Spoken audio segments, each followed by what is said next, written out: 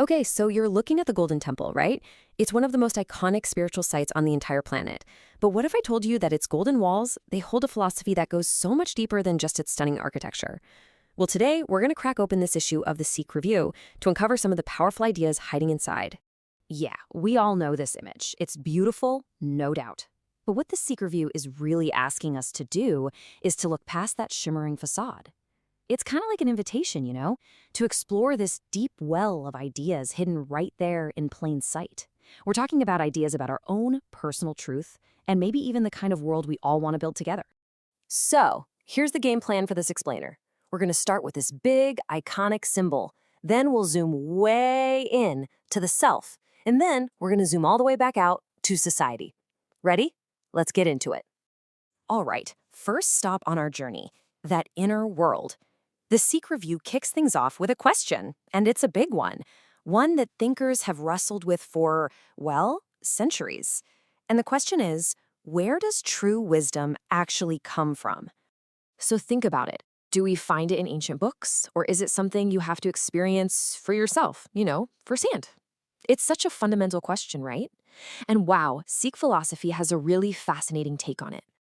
Okay, check this out. This passage from the review uses this absolutely brilliant metaphor. It basically says that trying to argue about the nature of God is, get this, like watching a fish try to climb a palm tree. I mean, it's a completely pointless exercise, right? The point is, you're not going to find the real truth just in intellectual debates. And this really gets to the core of it. The big takeaway here is that genuine spiritual knowledge, it isn't something you just acquire from a book. It's something you have to experience. It has to be personal. The text is super clear on this.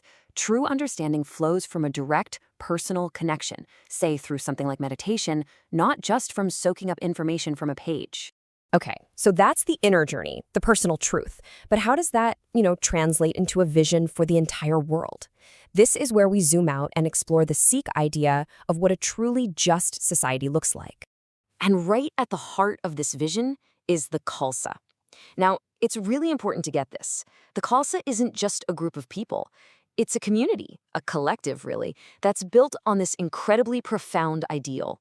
It's about living with moral courage, serving others selflessly, and trying to create a society that's free from fear and hate.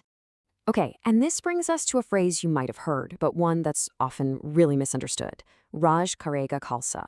The review's editorial actually makes a point of tackling this head-on, clarifying that, while, yeah, it has been interpreted politically, its true meaning is deeply spiritual, not, nationalist. And this slide just lays it out so perfectly. You can see the difference, right? It's not about territorial domination or some kind of narrow nationalism, no. The true meaning is about a reign of righteousness. It's about justice, compassion, and equality. So the vision isn't about ruling over a piece of land. It's about having principles like righteousness and compassion reign over society. Now, a powerful vision like this, it doesn't just appear out of nowhere. It actually evolved over centuries through the teachings of the Sikh gurus, the spiritual masters who shaped the faith.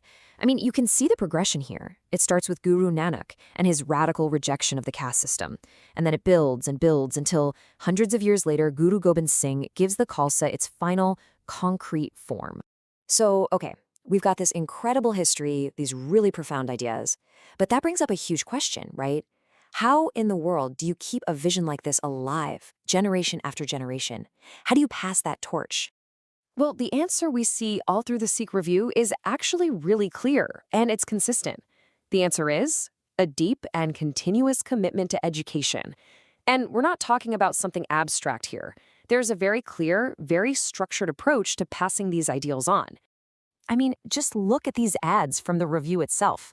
This is so cool. You see activity books for tiny little nursery-age kids, then you've got these awesome illustrated histories for older kids, and get this, even translations into languages like Spanish and Telugu. This is what a living tradition looks like, It's being actively passed on, making sure the lessons of the past are there to help shape the future, for everyone. And that brings us right back to where we started. We've come full circle. You can really see now how it all connects, right? A spectacular physical place, a deep inner philosophy, and a grand social vision, they're all woven together. The stunning outer beauty of the Golden Temple is really a reflection of that inner search for truth. And that inner truth, Well, that's the foundation for building a better, more just world for all of us. So that really leaves us with one final thought to chew on. This vision of a reign of righteousness. Sure, it's an ancient idea, but the call for justice, for compassion, that's absolutely timeless. So the question for all of us is, what could that actually look like in our world today?